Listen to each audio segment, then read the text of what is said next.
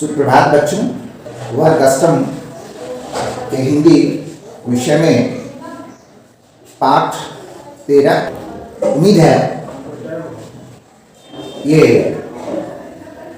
कहानी आपको बहुत पसंद आएगी। अब इस कहानी का मुख्य बात क्या है, इस पर हम लोग नजर डालें।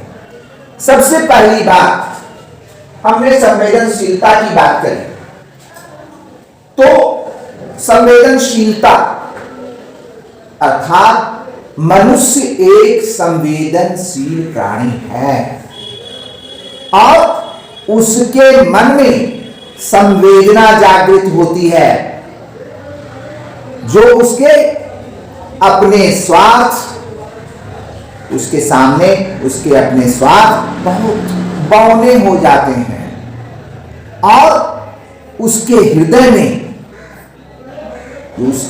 के अंदर सच्ची मानवता जो छिपी हुई होती है उसका संचार होने लगता है और वहीं पर उसका हृदय सही और गलत में फर्क करता है।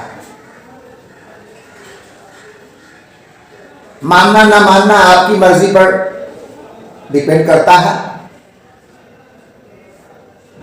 लेकिन यहां पर दोनों में फर्क आपके आत्मा को मिल जाता है।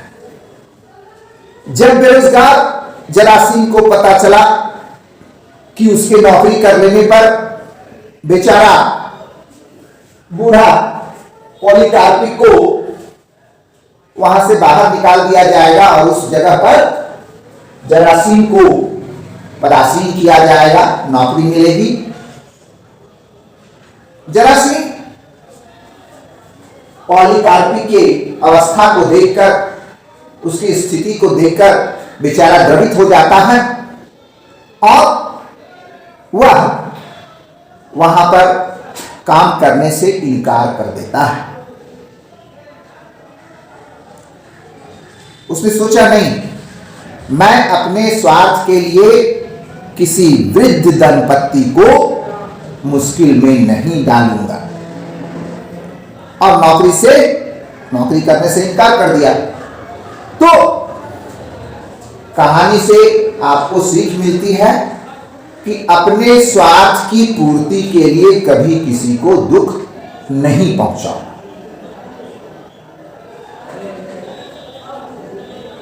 अब कहानी की शुरुआत कुछ इस प्रकार होती है।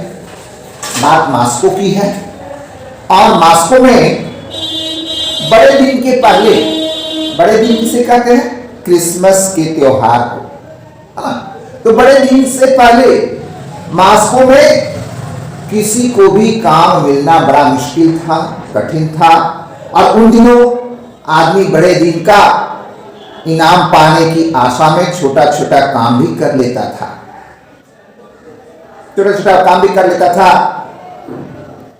किस लालच में? इनाम पाने के लालच में। तो इन्हीं दिनों जरासीम अपने गांव से मास्को लौट आया, लेकिन 20-21 दिन तक जगह जगह भटकने पर भी उसे कोई काम नहीं मिलता है। उसके गांव के कई मित्र और सगे संबंधी मास्को में रहते थे।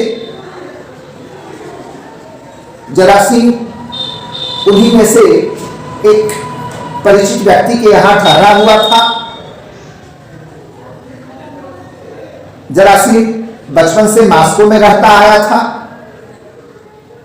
तो पहले वह एक मधुशाला में, एक वाइनरी में खाली बोतल धोने का काम किया करता था। बाद में वह एक व्यक्ति के यहां घरेलू नौकर हो गया। वह अभी वहीं होता यदि उसे फौजी काम के लिए गांव न बुलाया गया होता।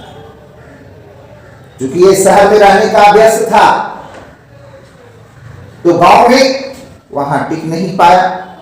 वापस फिर वो चला आया मास्को, लेकिन इस बार उसे बेरोजगारी का सामना करना पड़ा। जरासीम का एक मित्र मास्को के बाहरी छोर पर एक दयालु व्यापारी शाहरुख फ्योडोरिक के यहाँ कोचवान का काम करता था और उसके मित्र का नाम था चैगोर दानिलिक। वो उसके यहाँ कोचवान था। जरासीम ने अपने मन की व्यथा को चैगोर को सुनाया। आमतौर पर जो होता है, चैगोर ने भी 10 तरह की बातें उससे लगा बुझा कर कही। अच्छा खराब जो भी कहना था वो कहा, कभी उसकी हिमायत भी की, उसकी बड़ाई भी की। कुल मिलाकर कंक्लूजन के तौर पर आप ये देख सकते हैं कि चैगोर दानिलिक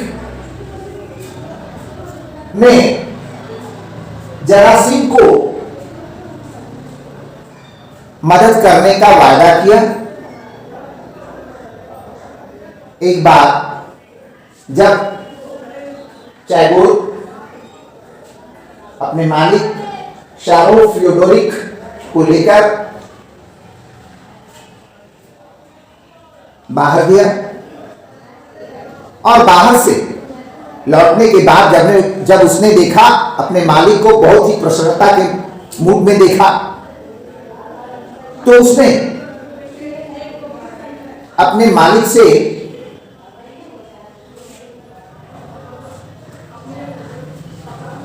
जरासीम को नौकरी देने की बात कही।